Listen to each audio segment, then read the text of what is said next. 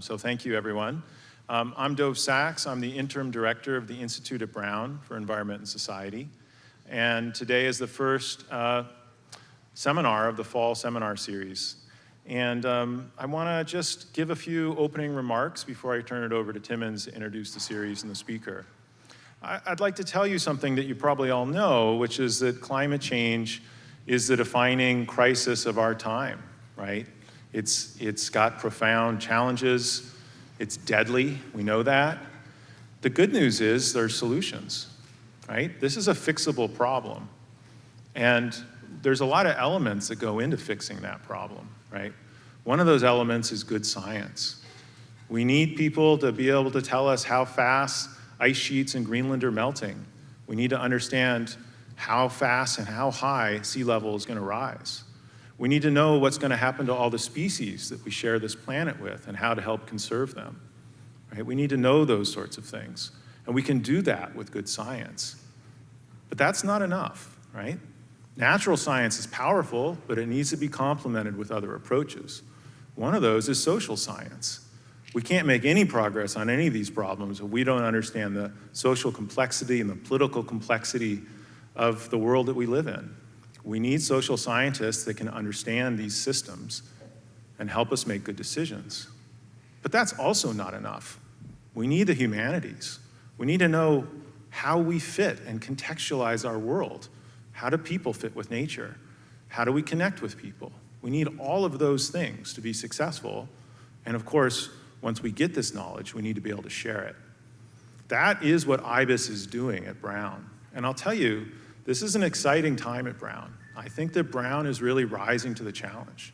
I see more and more students, more and more staff, and more faculty every day getting motivated to do something and getting motivated to put their own time into solving the challenges that we need and finding the solutions that we need. So this is a wonderful time to be at Brown. And within that context, I want to tell you about the Climate Social Science Network. It got launched last year, right? It was launched largely due to the hard work of Professors Timmons Roberts and Bob Brule, but other really wonderful professors like Rachel Wetz were involved as well. And, you know, at the launch, who came? Our favorite senator, Senator Sheldon Whitehouse. Why did he come? Because he knows that this network can make a difference. This network's based at Brown. It's already attracted more than almost 200 scientists globally that have signed on to trying to understand how social science can be powerful for understanding today's challenges. One of those central challenges, something that Timmons and Bob and Rachel have all been working on, is the climate misinformation and climate misinformation campaigns, how they're structured, how they work, how they stop positive change from happening. And I'm really excited about CSSN's ability to leverage the work at Brown and share that globally and get things done. And in that vein, we decided to organize this fall seminar series to sort of complement the work that CSSN is doing and make that work a bit better known. And in that context, I really want to thank Timmons Roberts and his colleagues for putting together this seminar series and inviting such amazing speakers. I'm super excited about today's speaker and the rest of the speakers in the series. So I'm going to turn it over now to Timmons, who's going to tell you a little bit more about the series and introduce the speaker. Thank you. Thank you, Dove. I can't believe we're actually in person, and I want to say we have about 2 or 3 times as many people online watching from around the world. So welcome to them. Welcome to you all. It's just exciting, and thanks to Bill McKibben for coming and being our kickoff speaker. It's a huge deal. So it means a lot to me, Dove, that the Climate Social Science Network has been sort of brought into the core of the Institute at Brown for Environment and Society and is really being supported by Brown University. We also have support from the High Tide Foundation, which is from a Brown alums family foundation. We have working groups that are working on all kinds of great issues. You can learn about it at cssn.org. We have local projects, 5 of them run through my Climate and Development Lab here. And my students are here from that and from our class called Understanding and Overcoming Climate Obstruction. The basic idea is that we know the science of climate change. We know a lot about the science. There's a lot more for us to know. We have the technology, we have the solutions, we have the policy solutions, but our action is blocked. That is, there is this incredibly complex network of obstruction that's been defending private interests and keeping us from doing the things that we know need to happen, the transformation that needs to happen. So I've asked Bill McKibben to come and talk about what's still possible, and then how we overcome some of these parts of obstruction.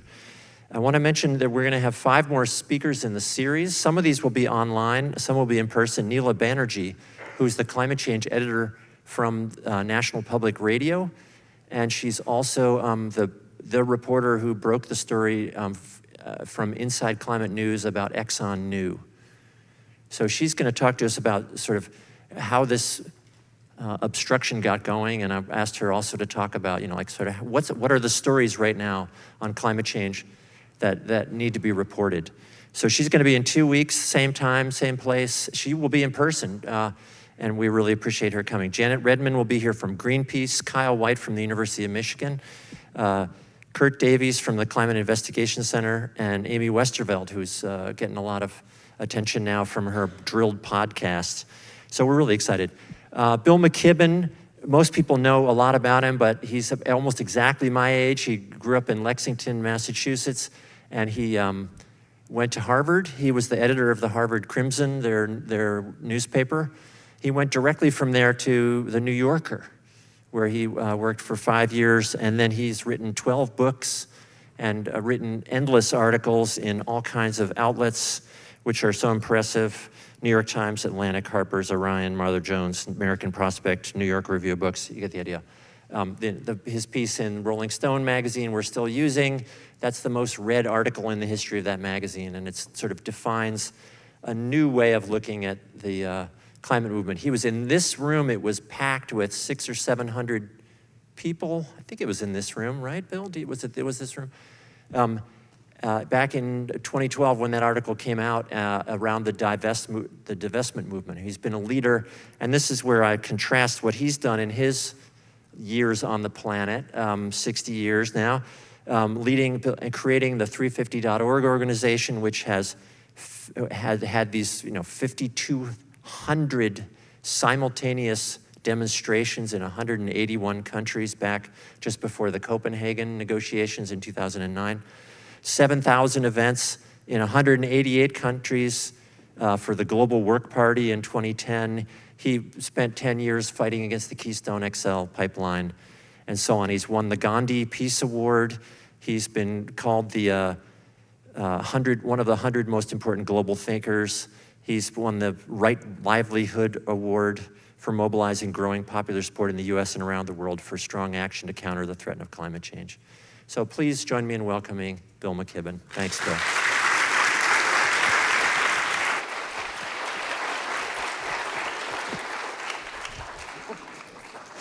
Well, thank you very much. What an extraordinary pleasure to get to be here. It's been a fun day for me because I was over in that wonderful environmental studies building on Angel Street with the garden out front, and it was funny. I walked in there this morning, and it took me back to the first time I came there to talk, and it must have been, I can almost tell you how long ago it was. It was when Harold Ward was running things, and I must have been not long after I published The End of Nature in 1989, because he was showing me up in his office a new thing. He had this thing called email that he was using back, and I was astonished by it. People from Brown kept pinging, and messages kept appearing. And little did I know that this same invention would come to wreck my life too in the very near future. But to see the program that has been built out here since is truly astonishing in its level of sophistication and in its level of engagement. Not just students clearly, not just or even mainly studying the problems that we face, but deeply immersed in figuring out what the solutions to them are. And those solutions largely, in this case, revolve around the information that they're gathering and uncovering. Remarkable, remarkable work being done, and I was really, really pleased to see it. I'm not at all sure that I'm needed here, especially since it was also remarkable to walk in this morning and see the two new journalism fellows there, Taylor Kate Brown and Kate Aronoff, who are truly, I mean, I've spent, it feels to me like much of the last few years just tweeting out Kate Aronoff's stories about things to people. Truly, truly remarkable journalists. I think that I felt as if whatever the current solar age comparison of bringing coals to Newcastle, bringing solar panels to the Mojave Desert or something, they and the other have this all covered. But I'm happy to lend my voice for a minute at the beginning of this series. I hope that you will come to listen to all the people who are coming. I think I know all of them and admire all of them. And it's no accident, by the way, that most of them are women. That's where so much of the leadership now in this movement rests and resides, the great preponderance of it. And you'll hear from some of the truly remarkable people in this work. Neela Banerjee deserves the Pulitzer that she got and every other prize that one can think of for the work that she did in uncovering the fact that the oil industry had known all there was to know about climate change. And I'll get into that a little bit later on. I'll say also that it's a great pleasure to be back in this room. As Timon says, I was here in 2012 to help launch the divestment movement here at Brown, and came back a year later again for the same sort of thing and had a long conversation with the president and the chair of the board in which I was told that they didn't think that Brown would ever divest. And I'm extremely glad that you proved them completely wrong. That's been an enormous help. This was the crack in the Ivies, this in Cornell, and it was obviously heard because last week your junior partners a little bit north in Cambridge finally did the right things themselves with their $42 billion. So many, many thanks for getting the party going.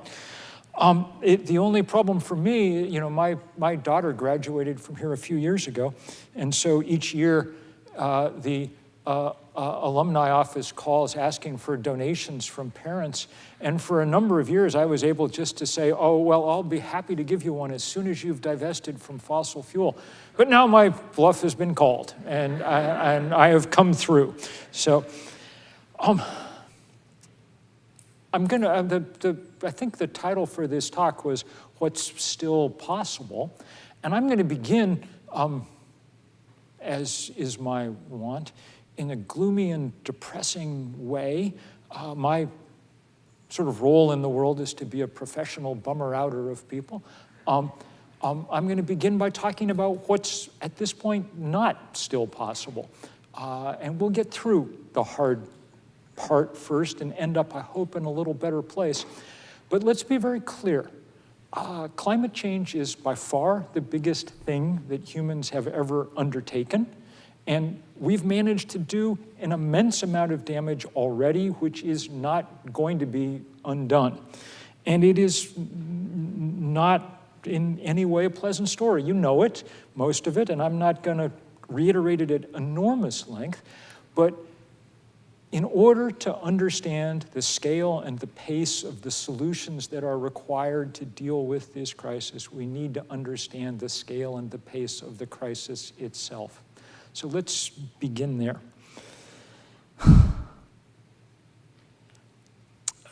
I wrote, as Timon said, the first book about climate change. It came out in 1989.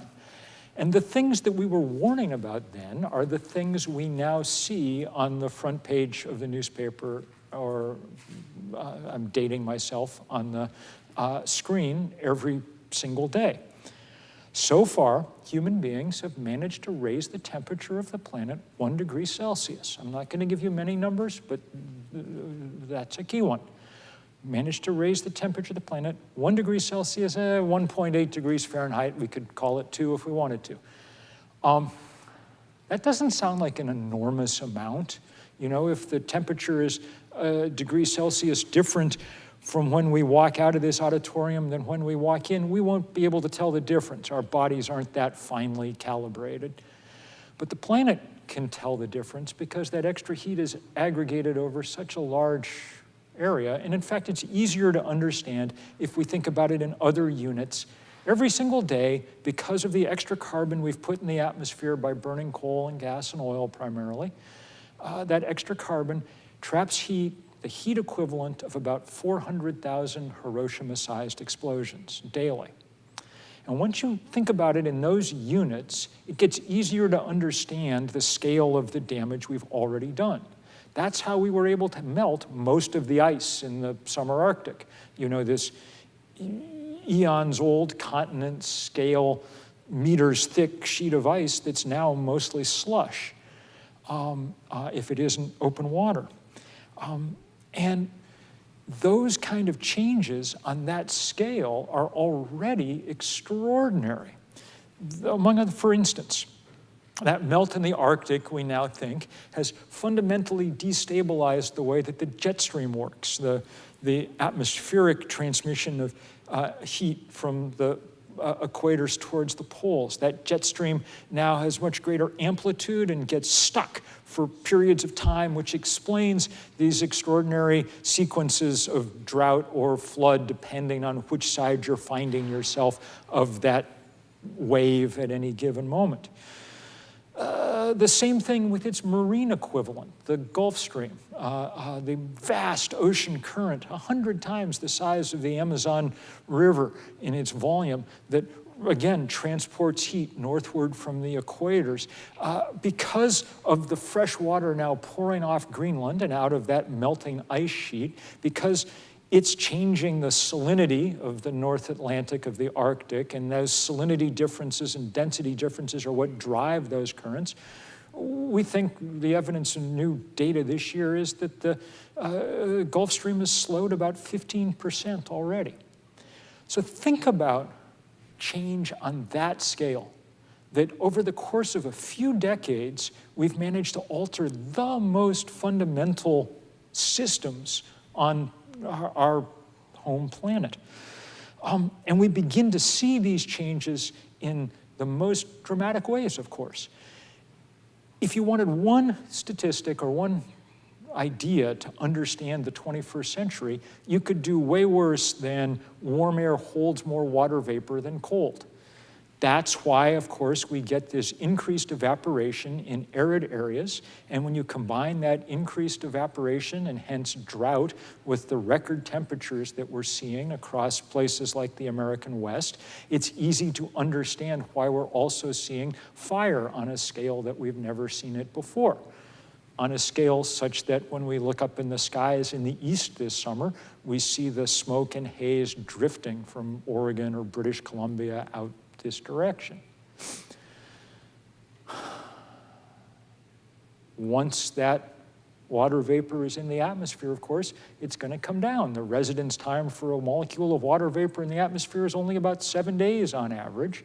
And that means that we see more and more of these kind of remarkable rainstorms. Across the Northeast as a whole, across our part of the world, we've seen something like a 70% increase in the number of storms that drop more than 2 inches of rain in the course of 24 hours.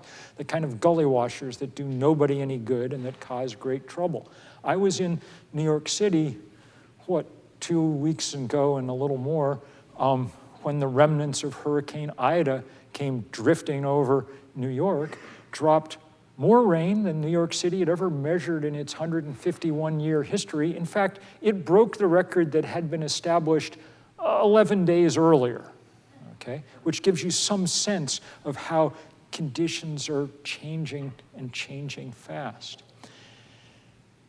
And of course, the human victims of this kind of change already grossly reflect the disproportionate and gross inequities that already mark our societies and cultures. I was in Manhattan for that storm, and it was nasty, okay? But that's not where people died. People died in basement apartments in the Bronx and Queens and Brooklyn, people who couldn't afford, people who were living illegally in apartments that weren't even supposed to be there because in storms like this, they're underwater, just like people in Louisiana were dying in Cancer Alley from the first impacts of that storm, just like is happening around the world. I was talking earlier today about last autumn when we had the tail end of the worst hurricane season we've ever experienced in the Atlantic. More heat equals bigger hurricanes. We went through the alphabet and started in on the Greek alphabet, and so when Eta and Iota came in November, the only time we've ever gotten that many storms ever, they crashed into Central America and did extraordinary damage. Not that we paid much attention because it was somewhere else, but the damage was like nothing we've ever experienced here. We think the damage in Honduras from those two storms was equivalent to 40% of the country's GDP. The worst storm we ever had, Katrina, was about 1% of our GDP. So you can imagine what it's like to be a farmer now in Honduras. You don't have a bridge anymore to get your produce to market, if you even have a field left on which to grow that produce. So it should not come as any surprise that a lot of farmers in Honduras are heading north toward our border. And when they get here, we can't, I don't know what their legal status is going to be, but their moral status is they didn't do a damn thing to cause climate change. Nobody in Central America was more than a rounding error in this calculation. The 4% of human beings that are Americans have put more than a quarter of all the greenhouse gases into the atmosphere that are currently raising the temperature. Bear that in mind as we talk, because we're not only talking about the biggest physical thing that's ever happened on Earth, we're talking about the single most unjust thing, which is saying a lot considering all the other things we've managed to do over the centuries that are manifestly unjust. But none of that is really the scary part of all this. The scary part of all this is we're still pretty near the start, not the finish of this great heating, okay? And on current trajectories, even if countries kept the promises that they made in the Paris Climate Accords, something they have not yet done, even if they kept those promises, the temperature of the planet would go up about 3 degrees Celsius. And if we let that happen, anything like that, then we are not going to have civilizations like the ones that we're used to having. That's simply too much chaos and violence and flux in too short a time. The UN High Commission on Refugees estimates that we will see as many as 1 billion climate refugees this century with unchecked climate change. Try to imagine a world with that many people on the move. Try to, given what you know about how wars get started and what happens to politics and so on and so forth, just try to imagine even just that one variable, never mind agriculture or sea level or everything else that would be going on. And so, the great human task of our time, and the great human task, it turns out, probably of any time, is the job we have over the next very short period of time to limit the rise in temperature to as low a number as we can. We're not going to stop global warming. We're not even going to stop global warming where it is now at 1 degree. If we did everything we possibly could, we might still be able to hold it to 1.5 degrees or 2 degrees Celsius. That would not be good. If 1 degree Celsius melts the Arctic, we're fools to find out what 2 degrees does, okay? But that's where we're heading.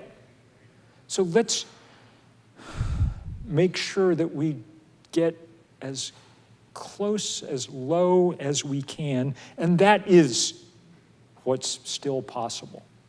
And what I want to talk about mostly today is how we do that, what we need to do, what we can still do.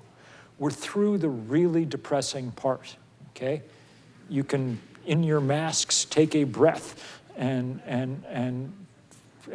then we will continue. First piece of good news. The scientists and the engineers have done their job and done it well. The price of a solar panel in the last decade has dropped 90% in order of magnitude. Sun and wind are now the cheapest way to generate power on planet Earth. That is nothing short of a miracle, okay?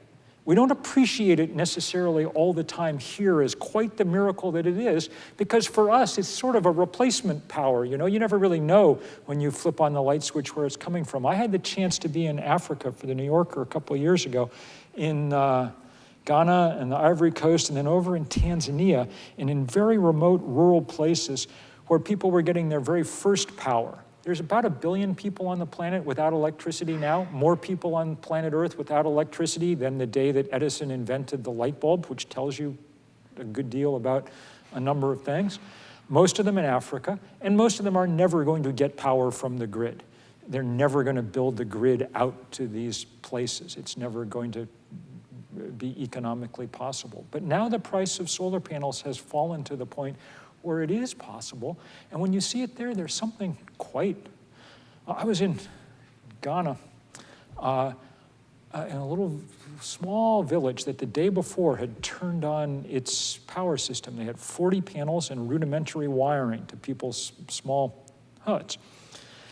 And I was sitting with the village elders, and it was super hot, because it's always super hot there because it's on the equator, and they kept handing me cold bottles of water to drink, which I was grateful for because I'm from Vermont and I don't deal well with the heat. And it took me about 10 or 15 minutes in my clueless Western way before I figured out why they were so proud to be handing me bottles of water, until the day before when this solar system turned on. There'd never been a refrigerator in this place. Really, people hadn't had cold stuff before. And when I sort of like, okay, this really is. I mean, you can point a sheet of glass at the sun now, and out the back comes cold and light and information and all the things we think of as modernity. That is, you know, that is Hogwarts scale magic, okay? And in a good and decent and rational world, we would be doing nothing over the next decade but figuring out how to put it in place in every corner of this earth to stop climate change, to bring power to people who need it, and no small matter, to stop the combustion of fossil fuel for other reasons. Even if the planet was not facing an existential crisis from warming, which it is, it would still be a top priority to stop burning coal and gas and oil because it kills people. The study this year indicated that around the world each year now, 8.7 million people die just from breathing the particulates and combustion products that come out of burning fossil fuel. That's more people than die from HIV, AIDS, and TB and malaria combined. Okay? And all of it unnecessary because we have a better way of producing this stuff now. And we're beginning finally to start moving in the direction that we should be. That's what this really important $3.5 trillion spending bill that's now before the US Senate is all about, or it's one of the things that it's about. It's about providing for the first time a really serious slug of money to start building out that renewable grid, to start putting up the transmission system, to start retrofitting houses and building electric transportation systems, and on and on and on. This will be, if it passes, the very first thing that the US Congress has done about climate change. And one of the best things about this bill, and for this we thank above all the Sunrise Movement and the sort of Green New Deal agitation that led to this, 40% of the money in that bill is directed at the most vulnerable communities around America. For once, we wouldn't be passing legislation that just rewards the richest and most successful people in America. Sort of the opposite, and it would be great to see it happen. The interesting question, really, is why it's not a slam dunk. Why we didn't start doing it years ago, why we're not doing it now at twice the volume, why it's not the most obvious thing in the entire world, why it's going to come down, if we pass it, to a single vote in the US Senate. And the reason for that is, well, the reason for that is much of what Professor Robert Center and his students and everybody else are hard at work on. It's about these questions of obstruction and vested interest that have kept us from doing what we knew we needed to do. And in some ways, this is not the scariest part, but the most aggravating part of this entire story. And that's why I want you to come listen to Neela Banerjee when she talks in a little while, in 2 weeks, yes? I'm not going to preempt her. I'll just say her reporting and other people's reporting from 5 and 6 years ago in Inside Climate News in the LA Times made it abundantly clear what we'd kind of sensed for a while, which was that the fossil fuel industry had known everything there was to know about climate change back in the 1980s when I was writing about it. Everything. They had good scientists. Their product was carbon. Of course they studied it. And their scientists were absolutely spot on. The documents they found, Exxon scientists predicted with complete and uncanny accuracy what the temperature was going to be in 2020. Okay? And they were completely believed by the guys who ran Exxon, who were completely rational human beings. Exxon started building all its drilling rigs higher to compensate for the rise in sea level they knew was on the way. But what they didn't do was tell the rest of us. Instead, they invested across this industry billions of dollars in building this architecture of deceit and denial and disinformation that kept us locked for 30 long years in a completely sterile debate about whether or not global warming was real, okay? A debate that both sides knew the answer to at the beginning. It's just that one of them was willing to lie. And it was the most consequential lie in human history because it cost us the one thing that we will never get back here, time. The time we needed to start making this transition. And so now we are up against it and we have to move much, much, much faster than is convenient or may even be possible. The IPCC has told us that unless we have emissions, cut them in half by 2030, which is now 8 years and change away, that we cannot meet the targets we set in Paris just 6 years ago. So that cost was and is enormous. That industry has done everything that it can to preserve its business model intact, even at the cost of breaking the planet. And for me, I think that those sort of news came as a kind of special kick in the gut because I'd been sort of there all along and it had taken me too long to sort of figure out what was happening. I wrote the first book about this, and then as I was telling students earlier, I sort of kept writing more books and articles and having symposiums and things on the theory, that kind of theory that would appeal to academics, that if we kept piling up enough data and reason, eventually the powers that be would get to work. Why wouldn't they? I thought that we were in an argument. And it took me too long, it took me 10, 12 years, to figure out that we'd won the argument, but that didn't mean anything. We'd won the argument, the science was entirely robust and clear, we were just losing the fight, because the fight wasn't about data and reason, the fight was about money and power, which is what fights are always about. And once we figured that out, that's when we started organizing, trying to build power ourselves. The power for the fossil fuel industry came straight out of the vault. It was all based on money, of which they had an endless amount, okay? And we were obviously never going to match them or even come close, so our power had to come from elsewhere. It had to be the power, the kind of currency of movements passion, spirit, creativity. Sometimes people spend their bodies, go to jail. We had to figure out how to get in that fight. And the other good news of the last 10 years, alongside the scientists and the engineers driving down the cost and building up the efficiency of renewable energy, is that people have built those movements too. And that has gone a long way towards beginning to change the contours of this fight. That movement building was something that, you know, none of us exactly knew how to do, because it's not something, at least until recently, that anybody studied in school. But now you all are studying some of this stuff, and good on you for it.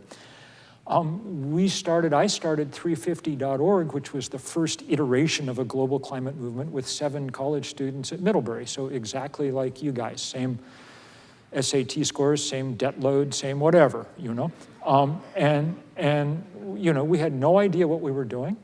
There were 7 of us. There are 7 continents. Each one of them took one. The guy who took the Antarctic also had to take the internet, okay? And we set out to organize, and within a year, we had our first big day of action and 5,200 demonstrations in 181 countries. They were small. It was a beginning. You have to start somewhere. And so things have kept growing, and now there are so many other wonderful, better organizers in this field. Extinction Rebellion in Europe, the wonderful Sunrise Movement in this country that really is responsible for that breakthrough legislation now working its way through the Senate. Maybe most beautifully, the junior high and high school students represented in things like the Fridays for the Future movement. Everybody knows about Greta Thunberg, and they should. Greta's remarkable. She's one of my favorite people. I love working with her, but she would be the first to say that the best news is that there are 10,000 Greta Thunbergs around the planet, and they have 10 million followers. I mean, this youth movement is really, really remarkable. And we've learned how to take on, at least begin to take on, the powers that be as best we can. That's where things like the Keystone Pipeline fight that finally ended this year after 10 years came from.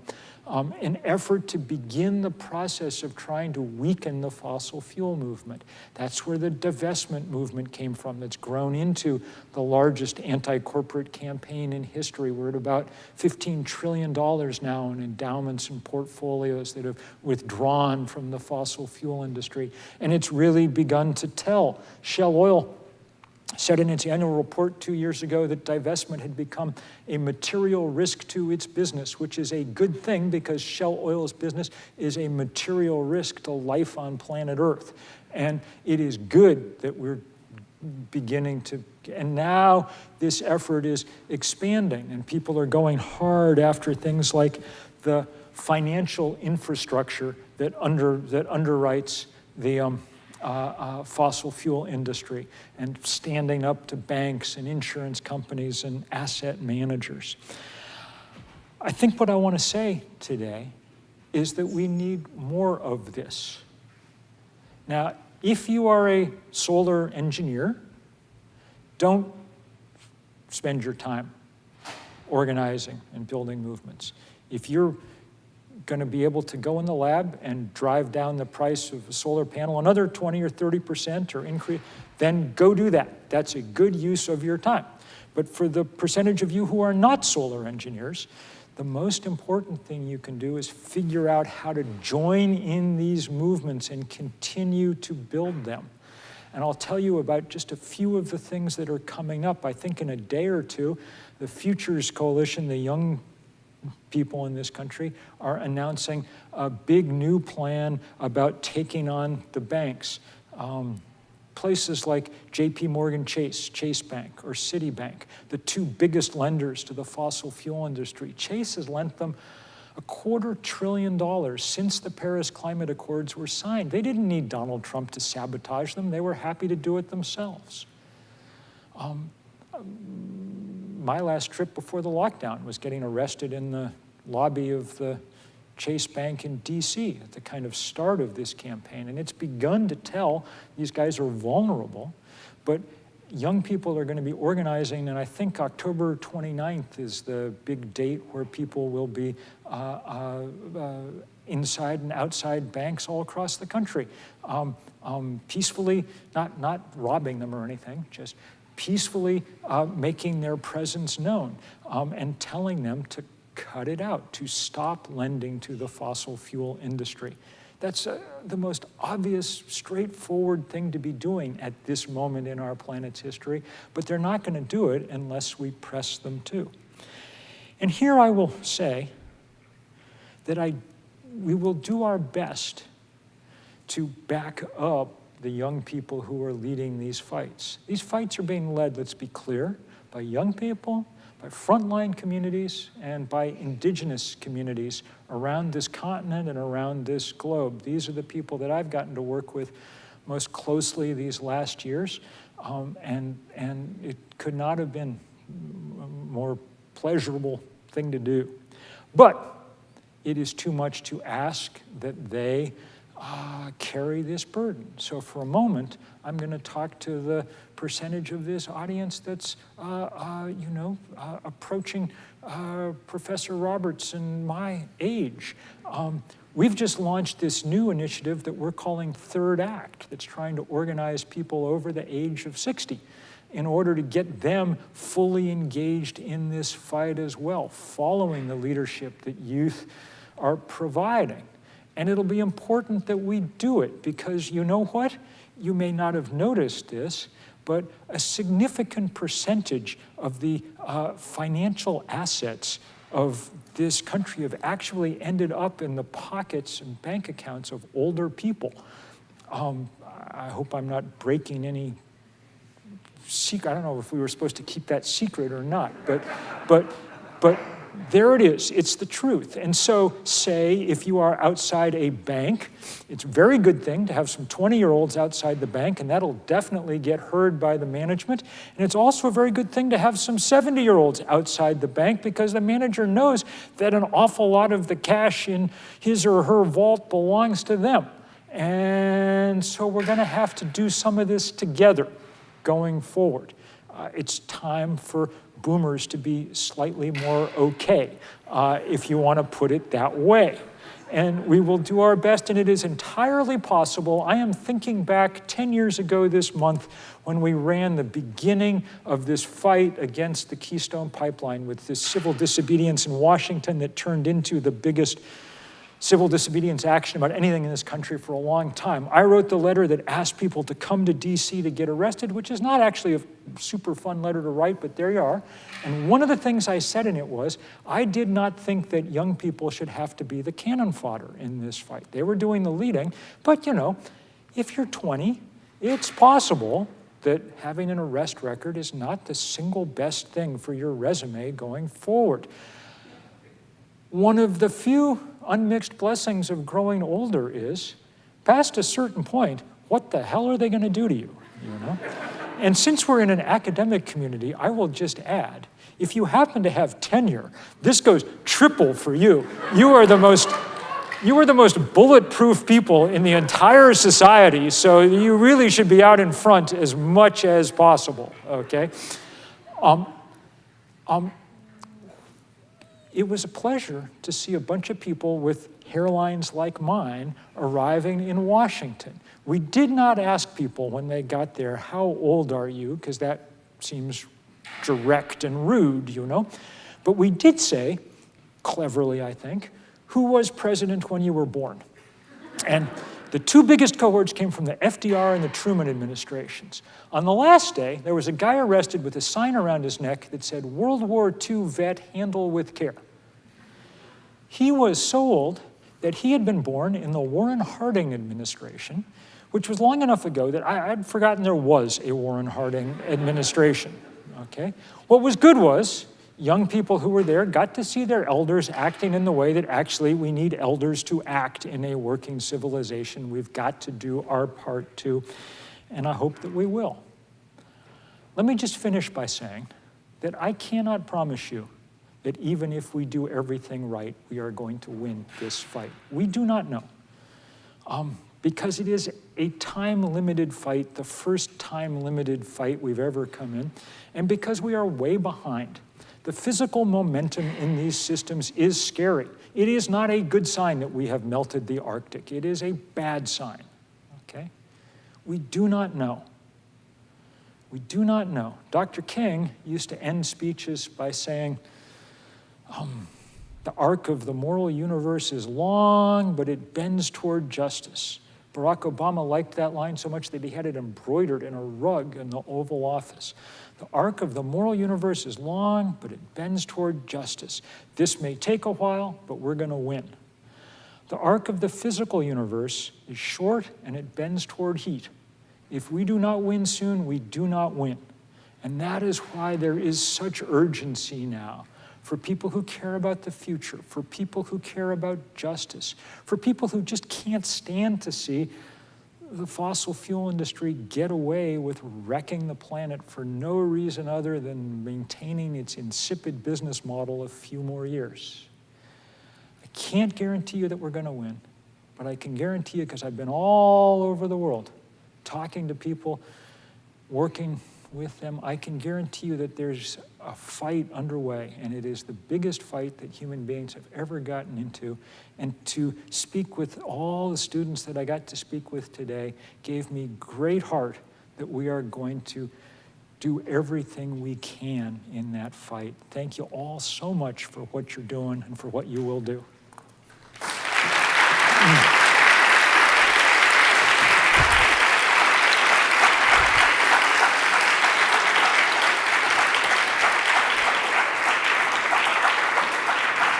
Well, that was awesome. We have time for some questions. Thank you for leaving a little time for questions. So come quickly to the microphones and be quick with your questions. And unfortunately, come on up to the mics. So like line up with 4 mics. Be really quick with your questions so we can get in several. Go ahead. Yeah, so I'm over in Killingly. My wife is here at Brown, but we're in Killingly, Connecticut, right over the border. And I'm not sure if you're familiar, there's a big one power plant already. They're scheduling to build another power plant, which I believe is 650 megawatts. I believe this is the biggest new fossil fuel power plant scheduled right now in New England. So we've been fighting it for about 5 years. You know, these things get sold on compensating for intermittency and whatnot, but we're hanging by about 1 permit. And my question is, you know, we've had some real frustrations because the governor, coming from him, the rhetoric is very positive in terms of, you know, we want Connecticut to be this Governor Lamont, be a great leader in the fight against climate change, and similar from Deep, you know, very positive rhetoric. When it comes to doing anything concrete to actually not be expanding the fossil fuels, that doesn't seem to be happening. This seems to be not just Connecticut, but Yeah. what would you say, you know, to the governor or just generally about that disconnect? Yeah. So first of all, enormous thanks for fighting and doing that. And if you can keep the fight alive even a little longer, you're gonna win, because time is very much on your side. With each day that passes, the technological outcomes around electricity generation become clearer and clearer and clearer. So the argument for gas was twofold. One was that it was a bridge fuel, and we now understand that that's nonsense, that in fact it may be more dangerous, at least as dangerous as coal, because not only do you get a big slug of carbon dioxide when you burn it, but the methane that is released is extremely potent heat-trapping gas. The other argument was that you have to have these peaker plants and the facility, you know, but it's very clear that utilities are beginning to move past this quickly. What we need instead are big batteries that are now becoming available to store renewable energy so that when the sun goes down and the wind drops, we have backup to supply. And it's a cheaper and smarter way to do it. The reason that we're not doing it entirely now is just because vested interest is more comfortable with existing business models, and there's a lot of money still to be made building a plant like that. But I promise you, if you can figure out how to hold them off even another year or so, that's going to be, I think, enough time, because it's becoming so abundantly clear in cases like that what the technological answer is. The idea at this point that we would be building power plants that run on fossil fuel that will be there for 40 years makes absolutely laughable all these claims about net zero by 2050 and blah, blah, blah that people keep putting out. If people are even the slightest bit serious about that, and you're right, all the politicians in Connecticut talk a good game, then they will not build a plant like that. Thank you. Thank you. Yeah. That's a great point about the delay strategy. Having studied these kind of conflicts and social movements, the delays have mattered a lot, and stopping new facilities is, of course, much easier than shutting down existing ones. That's a much tougher lift. So good luck. And of course, right across the border in Burrillville, Rhode Island, we have an example of a 5-year delay strategy that worked. Next. Bill, thank you. Forgive me, but I think that what you've talked about is actually the surface of something, a much deeper problem. I have a teacher who was a good friend of Martin Luther King. His name is Thich Nhat Hanh. And also, I was influenced by someone named Charles Eisenstein. And he said the key problem was what he called the story of separation. It's a deep, the biggest lie, a much bigger lie than the fossil fuel industry. The illusion that we're all separate, that we're individuals. And we worship and praise that individuality. And individuality and collectivity simply do not work well together. So to me, that's the elephant who's not in the room, but in the basement. And I don't think we can really make the changes necessary without a major spiritual, cultural. When I say spiritual, I don't mean Jewish, Catholic, Protestant, or Muslim. I mean a deep, deep cultural and spiritual shift. I hear you. I'll tell you something I told students today when we were talking about this. And because climate's a good example of this, even with good heart, we're past the point where we're going to solve this problem as individuals. You can't make the math work one Tesla at a time. The most important thing an individual can do is be a little less of an individual and join together with others in movements big enough to make change. And as we begin to make those kind of changes, I think we may actually start to move back towards away from the kind of Reagan-era libertarian, every man for himself individualism that I agree with you has plagued us in profound ways, and move back towards things that are a little more interesting and a little more hopeful. Thank you. Thanks. First you, and then... Yeah, one of the greatest concerns that I have with transitioning to a greener economy is exactly what you mentioned, that this requires extremely powerful batteries, and those batteries need precious metals, and a lot of them. And I'm wondering what you think about the implications for that. I mean, obviously that is preferable to fossil fuels, which are also extracted in much the same way. But these metals have to come from somewhere, and I worry that they'll follow the same kind of oppressive and often militaristic relationships that have, characterized the extraction of precious metals throughout history. I think that's a reasonable worry. And in fact, it's already coming true, and you can see it in places around the world, Bolivia, Tibet, other places, looking at cobalt, looking at lithium, looking at other things. So 3 things to say. 4 things. 1, we need to be really cognizant of that, and we need to work hard to prevent that from happening as best we can. And forewarned is forearmed, and we should be, and people are to some degree, starting to try to mobilize to keep that from happening, or to keep the processes as clean as possible and as humane as possible. Second, we should not let that slow down, if we possibly can, the transition to renewable energy, because the sheer math of it is absolutely overwhelming. So let's pretend for a minute that climate change didn't even exist and wasn't a truly existential crisis. Remember that number I gave you before, 8.7 million people a year, most of them poor and living in urban slums, are dying every year from breathing the combustion products of fossil fuel. So getting off fossil fuel will have an extraordinary, that's 1 death in 5 in our world. Third thing, the total burden of mining when you move from fossil energy to renewable energy drops remarkably, okay? Something like 80%, because most of the mining we do around the world is for coal and gas and oil. And so the total desolation that comes from mining, hard rock mining in particular, should go down dramatically. Fourth, there will be problems with it, and there is no doubt about that, because there's always problems that come when, you know, human greed and things intervene.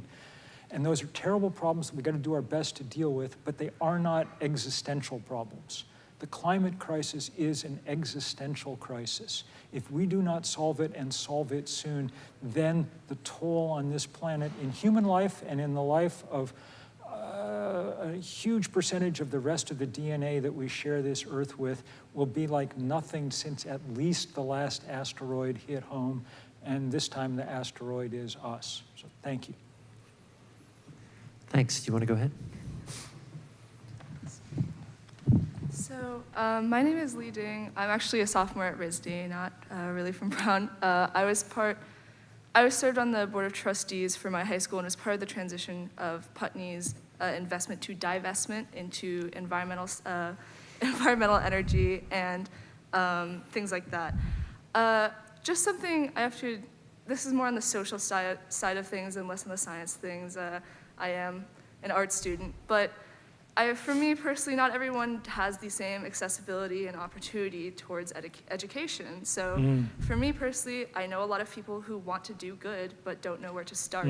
So what would be your biggest recommendation for accessibility towards education and the ability to campaign towards environmental justice? It's a beautiful question, and truly important, because this fight is so big that we need everybody engaged. It's one of the reasons, among other things, one of the many reasons why it's time to bring undocumented people out of the shadows. Not only is it, you know, just the right thing to do, but we need citizenship in the biggest sense of the word. We need everybody behaving as citizens, voting, and mobilizing, all of that. On education in general, one of the best things that's about this $3.5 trillion spending bill that's on the block in the next month, next 6 weeks will tell the story. It's not just about climate infrastructure, it's also about human infrastructure. Education, healthcare, childcare, all the things that one needs in order to allow people to live full and dignified lives. I was out campaigning with my Vermont neighbor, Senator Sanders, the other day, and we were giving speeches about this hither and yon, and he said, which was really great, he said, yes, we're going to build infrastructure, bridges and roads, we're good at that, but we're not going to build bridges just so people can sleep under them. We're going to make sure that we build human infrastructure too. And education is at the heart of that human infrastructure. And it's a kind of reminder that the crisis we've stumbled into, which, you know, is in no way a good thing, does offer us at least the opportunity to try and deal with a lot of stuff as we deal with the things that we must. So do what you can to get that $3.5 trillion through. That's actually a sizable slug of money, and it would help a lot. So thank you. And thank you for your work at Putney, too. And thanks, Lee. Let me just add one of the most important parts of a movement is art. Environmentalists have done a way better job of appealing to whichever half of the human brain it is that likes bar graphs and pie charts than they have the more visceral part. And one of the things I've worked really hard on is to try and bring as much art and music into this as we can, because that's one of the ways that human beings understand the world. So get everybody at RISD doing their thing as best you can. Thank you. Yeah, great point. So we're down to a few minutes. Do you want to go ahead? We'll take a few more. Maybe just the people who are standing up now, although I'd love a little diversity. But Hi. So my question is, like people's introduction to environmentalism is usually like personal, like reducing your own footprint, plastic straws, things like that. And in my opinion, that's kind of destructive. It removes the responsibility from corporations and onto individuals.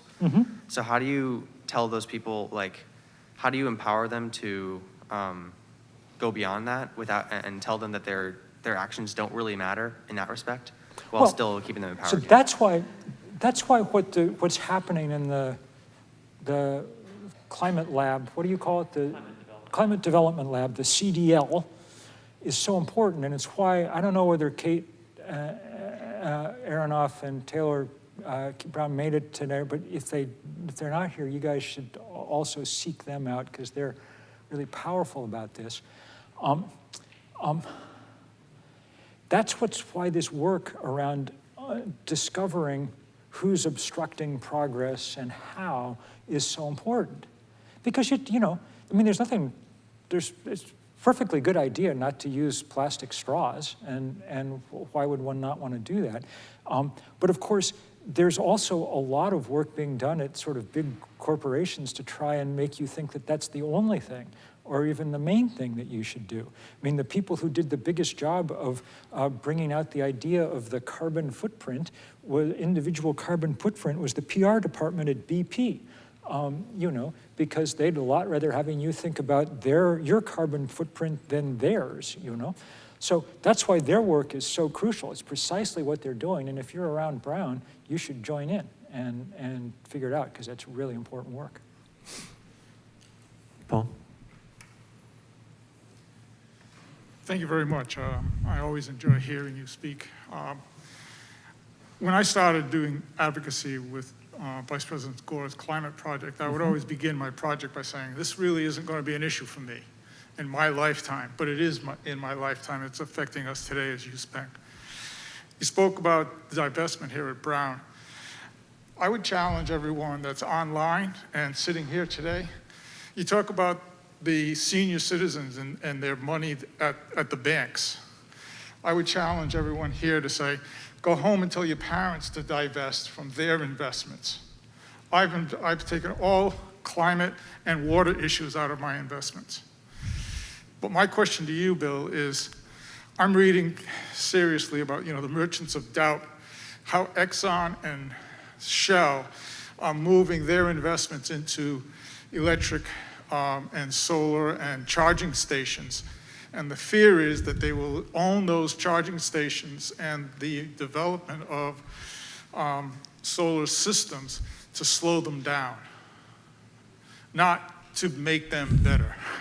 Yep. And it comes from reading Merchants of Doubt and several other things that. Yeah, I mean, I wouldn't worry about it too much, because Exxon and Shell are actually not spending serious money on renewable energy because they don't think they can make money on it. And I don't think at this point that they can really slow it down in those ways. Not if we're able to get serious public commitment behind it, represented, say, by this bill going through Congress now. Never put anything past the oil companies, but don't let them get you so scared that you don't get done what we need doing. But yes, good caution. It's just I've read about it in the last several weeks, and I just had to throw it out to you. Yeah, Thank you. Key issue. Yeah. I don't know if this, oh, yeah. There we go. Okay. So my name's Isaac, I'm from Illinois, and we have an interesting energy situation in Illinois where I believe the only state in the country to have the majority of our energy come from nuclear energy. The issue being that there's one company, Exelon, that owns all of the nuclear power plants. They don't care for them. They blackmail the state of Illinois for figures in like 10 figures worth of investment. And so the dilemma that a lot of environmental activists face is, do we fight the local issue that is affecting us, affecting the climate moving forward, with Exelon also like lobbying against clean air legislation and lobbying against investment in solar and wind power, even if that isn't the largest possible climate issue. So how do you weigh acting against what affects you and your community and the activist circles you might be in relating to where you grow up or where you live compared to fighting the biggest possible issues? It's a really good question. You know, I don't know the Illinois example all that well, except I know that the huge bribery scandal that Exelon was engaged, this is not Exxon, but Exelon, but what do you know, they're just about as bad. And so there's people went to jail and everything else after they bribed the legislature. So a couple of things. One, we do have some obligation to think about the globe, both because we all live on it and because the most vulnerable people are affected by the emissions that we make. I think that if we have existing nuclear reactors in places that are by some definition relatively safe, we probably should be careful about closing them down because they're providing low carbon power right now. I don't think new nuclear is probably going to play a huge role, mostly because it's incredibly expensive. And it only gets built if you can bribe legislators to give you big public subsidies for it. You know, the cost of solar panels gone like this. And because that's going like that, eventually, and probably in the not too distant future, we'll be able to take that offline and replace it easily with renewable energy, of which Illinois, being a windy place, has more than, and a sunny place, has more than enough to do. But I do think that those of us in the United States have to be, we'll never pay back the carbon debt we owe the rest of the world. The damage we're doing to other people around the world every day will never get paid back. But we do have to do everything we can, even in our local places, to try and keep that carbon burden as low as we can. Thank you. And we are out of time, so my apology to the two people who are waiting. I want to say we're about to have a reception. We're going to have food and drink, right? This is a big deal. We want to thank Jean and Dorothy and others who have worked on making that happen. Oh, yes, absolutely. So this is about the local chapter of the 350.org. The reception will be next to the IBIS building, you know, where the water table is, the Maya Lin, the water table of Narragansett Bay, right around the corner. Follow the people. So please come. Why don't you go make a quick announcement about, this is the 350 chapter here in Rhode Island called Climate Action Rhode Island. Right. My name's Jeff. I'm kind of a co-leader of Climate Action Rhode Island, which you can find at 350.org/Rhode Island. Spell it out. And we're active in a lot of things. We have a very active group that has been protesting Chase Banks, we did a die-in in the Chase Bank branch on Thayer Street. And continuing to do actions almost every week at the, Chase just came to Rhode Island, just started opening branches about a year ago. Let me say, first of all, thank you enormously. And let me say, second of all, the best thing about these bank protests is these guys you know, if you open a bank branch, you do a lot of work beforehand to make sure that you're on the most visible trafficked places in every city in America. So there's no danger you won't be seen if you go there.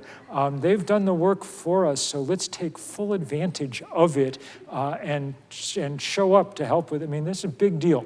These guys are sending $250 billion off to fund the fossil fuel industry. Tell them no. Let's all thank Bill McKibben for an awesome talk. Way to go.